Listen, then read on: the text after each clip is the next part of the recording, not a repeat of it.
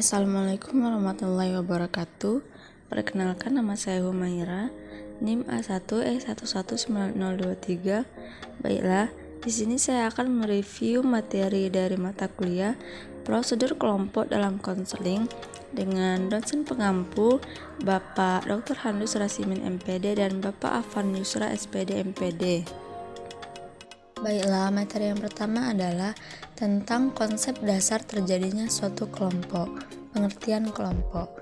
Kelompok adalah suatu unit sosial yang terdiri dari himpunan individu yang memiliki kesamaan kebutuhan, minat, aspirasi, dan memiliki hubungan interaksi serta ketergantungan antara satu dengan yang lainnya yang diatur oleh norma-norma tertentu.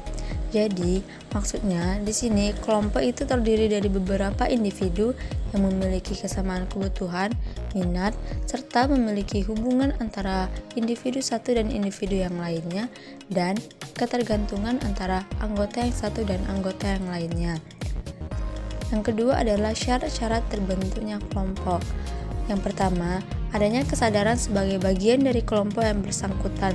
Yang dimaksudkan, sebagai anggota, kita harus sadar bahwa kita adalah bagian dari kelompok tersebut dan harus memiliki bagian di dalamnya.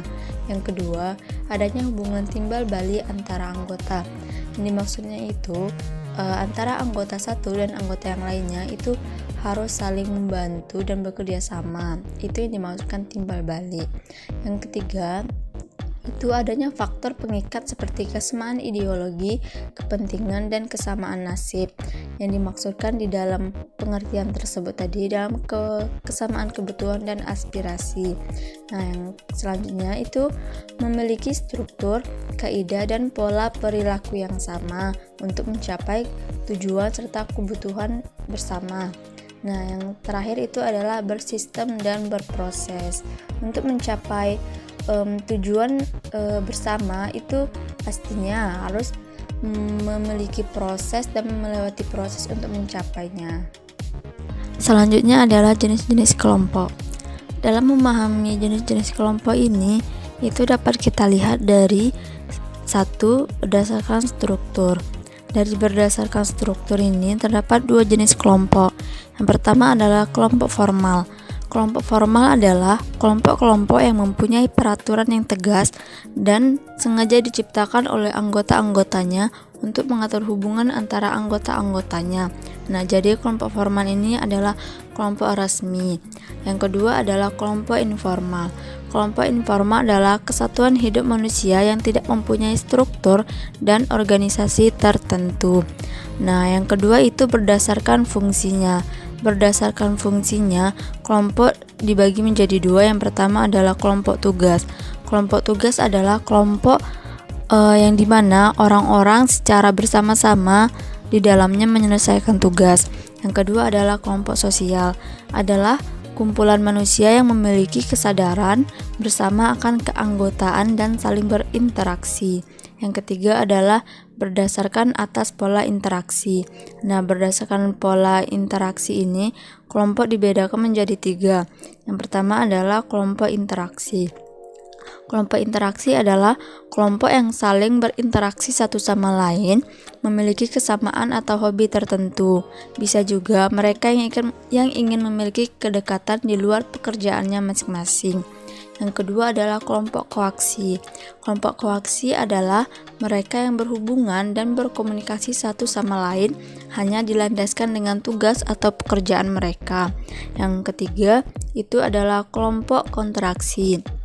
Kelompok ini adalah pencapaian tujuan diperoleh jika para anggotanya melakukan kegiatan yang saling berlawanan. Yang terakhir itu adalah dilihat dari frekuensinya. Nah, dilihat dari frekuensinya, kelompok dibagi menjadi dua, yaitu kelompok primer dan kelompok sekunder. Yang pertama adalah kelompok primer. Kelompok sosial primer ini adalah kelompok sosial yang antara anggotanya bisa mengenal secara pribadi dan akrab. Nah, dan kelompok sosial sekunder adalah kelompok sosial yang memiliki jumlah anggota yang besar, tidak saling mengenal, dan interaksi sosial di dalamnya tidak selalu dilakukan secara langsung. Slide selanjutnya adalah konsep dasar bimbingan dan konseling kelompok. Menurut Prayitno 1995 menyatakan bimbingan kelompok berarti memanfaatkan dinamika untuk mencapai tujuan-tujuan bimbingan dan konseling.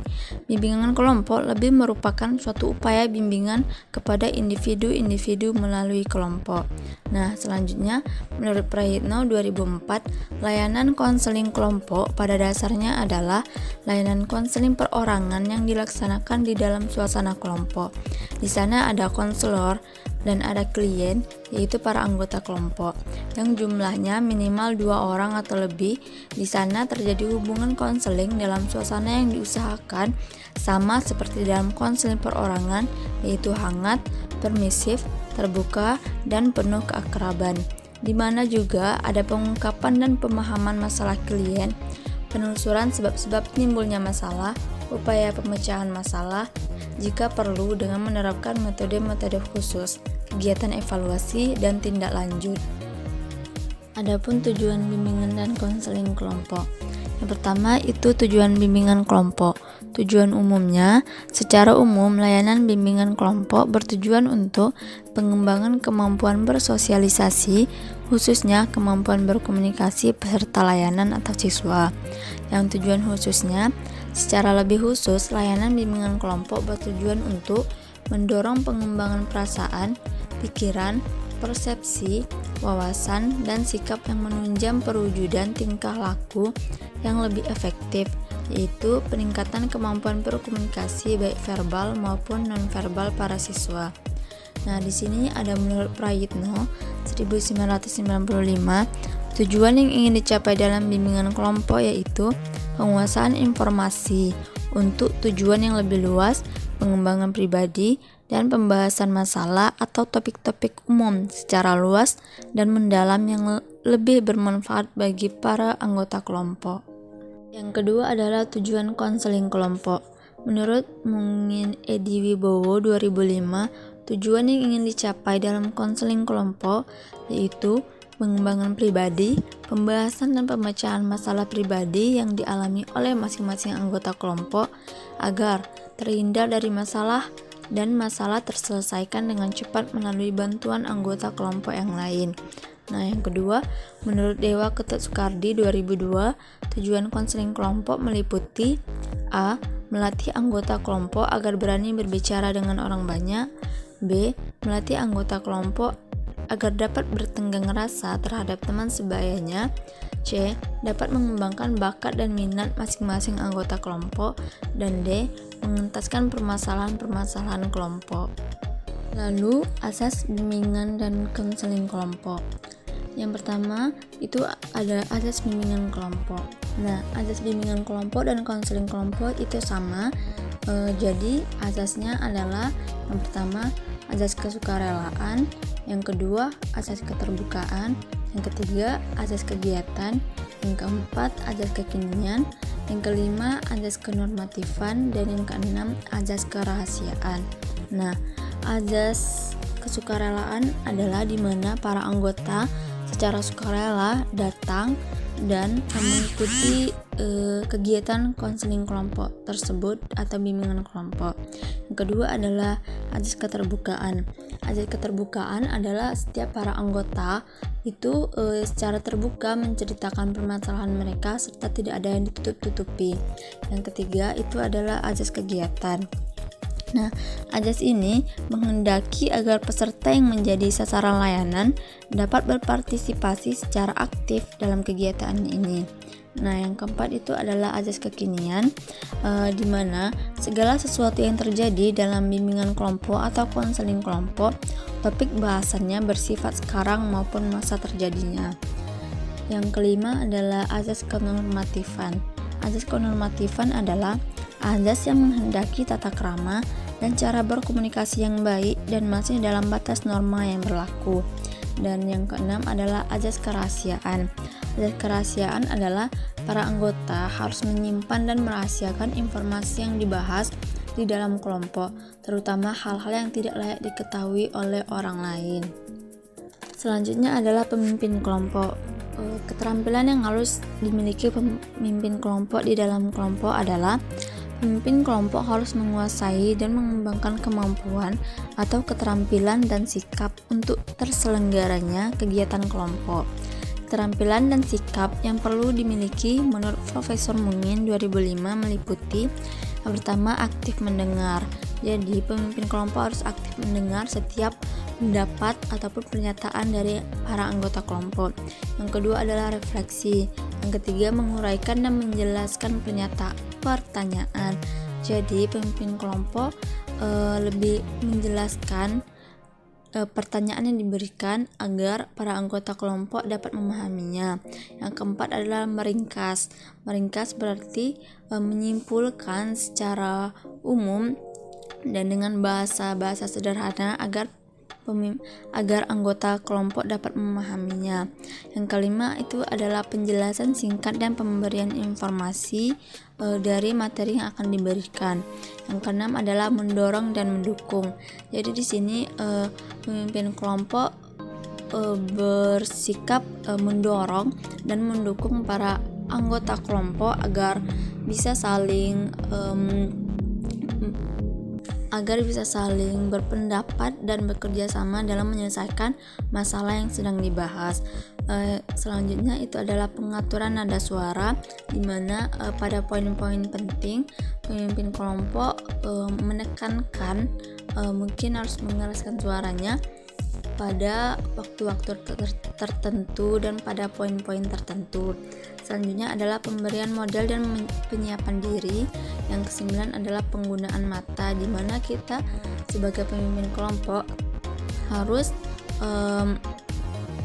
tidak terfokus pada satu objek saja, tetapi harus kepada seluruh para anggota yang berada di dalam kelompok tersebut. Selanjutnya, tahap pelaksanaan bimbingan dan konseling kelompok. Tahap pelaksanaan bimbingan kelompok. Yang pertama, tahap pembentukan, yaitu tahapan untuk membantu kerumunan sejumlah individu menjadi satu kelompok yang siap mengembangkan dinamika kelompok dalam mencapai tujuan bersama. Yang kedua, tahap peralihan, yaitu tahapan untuk mengalihkan kegiatan awal kelompok ke kegiatan berikutnya yang lebih terarah pada pencapaian tujuan kelompok.